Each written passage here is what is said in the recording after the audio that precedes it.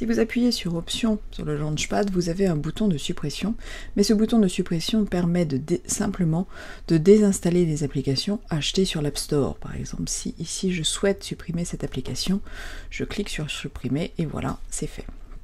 Pour les applications qui auraient été installées autrement, dans ces cas-là, vous ne pouvez pas les supprimer. Tout au plus, pouvez-vous les réorganiser. Et je vous rappelle que vous pouvez créer des dossiers pour votre affichage, mais vous ne pouvez pas les supprimer de l'affichage. En faisant une recherche sur Launchpad Control, vous allez retrouver le site internet. Vous pouvez également le télécharger sur Mac Update. Le Chaos Space. Il s'agit d'une application qui est gratuite, mais les dons sont acceptés. Et si je vais ici pour la télécharger, il s'agit d'une toute petite application, donc ça va aller très vite. Et elle va me permettre de mettre de l'ordre dans le Launchpad qui est un joyeux fouillis. Donc le téléchargement va être très rapide.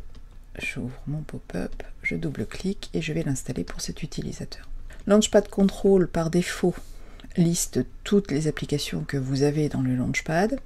Vous voyez que vous allez pouvoir déjà les trier par ordre alphabétique, ce qui vous permettra de les retrouver plus facilement. Vous avez possibilité ici de faire un enregistrement avant d'effectuer des modifications. Et par exemple, je vais ici désactiver. Alors la première fois, il vous demande votre mot de passe. Donc je vais pouvoir désactiver les applications que je ne souhaite pas voir figurer sur mon Launchpad. Les groupes sont signalés avec une flèche. Vous pouvez supprimer un groupe entier. Vous pouvez d'ailleurs supprimer une page entière. Je vais cliquer sur Appliquer. Et désormais dans le Launchpad, j'ai donc une disparition des applications Adobe. En remarquant que l'ordre alphabétique désormais est respecté, ce qui est quand même beaucoup plus pratique. Imaginons que je souhaite désactiver une page entière, je vais donc désactiver la page, je vais dire OK, et je vais passer maintenant de la page avec les A, la page 2 a disparu et je saute directement dans la page I. Je réactive, j'appuie sur Appliquer et aucun problème, je retrouve ma deuxième page avec les C de CAI. Vous pouvez réorganiser manuellement les items. Il suffit de saisir la ligne avant la coche, ce qui n'est pas toujours très évident. Si on essaye de le faire, c'est pas... ici c'est en général plus délicat, donc glissez-les l'un au-dessus de l'autre. Vous allez créer directement un dossier. Je vais cliquer sur Appliquer et je vais aller chercher donc Curio ici. Et donc vous voyez, j'ai bien le dossier qui a été créé. Je repasserai par ici pour défaire par exemple, il faut que je retrouve mon dossier. Ici, j'ouvre et je vais saisir ma ligne pour faire sortir les éléments. Bien sûr, il me propose de supprimer le groupe puisqu'il n'y a plus rien dedans. Je vais cliquer sur Application, sur Appliquer. Je peux demander à de nouveau réorganiser par ordre alphabétique et je vais retrouver Curio sur la page 2 et en premier. Donc Launchpad Control permet déjà dans un premier temps d'avoir un petit peu plus de prise sur le Launchpad qui peut du coup devenir un peu plus pratique et je vous encourage à nettoyer comme ça votre affichage, ce qui permet de réduire le Launchpad et de retrouver plus facilement. Un dernier point important par rapport à l'App Store, il faut savoir que l'on peut mélanger les comptes d'achat, ce qui ne pose aucun problème. Vous pouvez avoir plusieurs applications achetées avec un compte et d'autres avec un autre, mais il faudra vous connecter à chaque fois sur chacun des comptes pour récupérer les éventuelles mises à jour, ce qui est parfois un petit peu agaçant.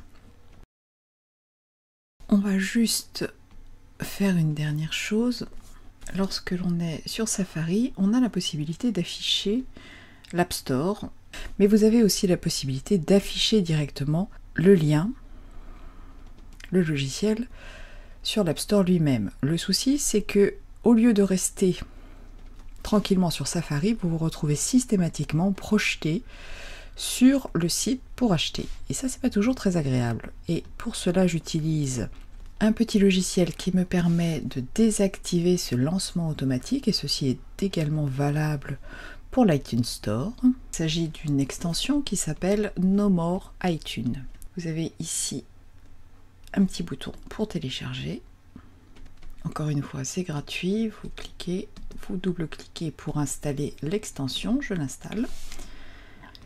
Et si maintenant je retourne sur ma page internet et que je clique sur le prix, je vais bien me retrouver sur la page Safari et j'ai ici un pop-up me disant qu'il a bloqué le lancement de l'App Store. Donc ici je peux lire tranquillement ma page Safari et je ne suis pas obligée de refermer l'App Store. Si je souhaite finalement acheter cette application, je clique ici sur Open the App Store et je vais me retrouver à la page d'achat. Ceci est valable également pour les applications iTunes. Il va m'afficher la page Safari et il va bloquer le lancement d'iTunes.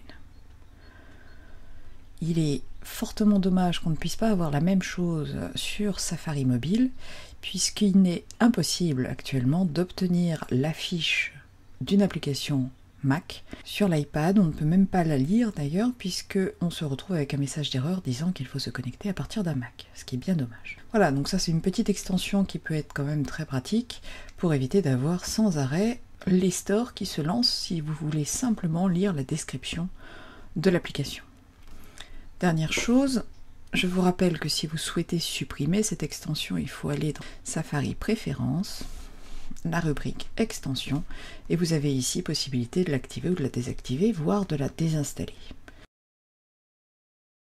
Donc comme je vous ai expliqué sur Mountain Lion, il n'y aura plus de système de mise à jour de logiciels. Tout va passer par l'App Store et donc il sera indispensable de créer au moins un compte pour pouvoir récupérer les mises à jour de macOS 10.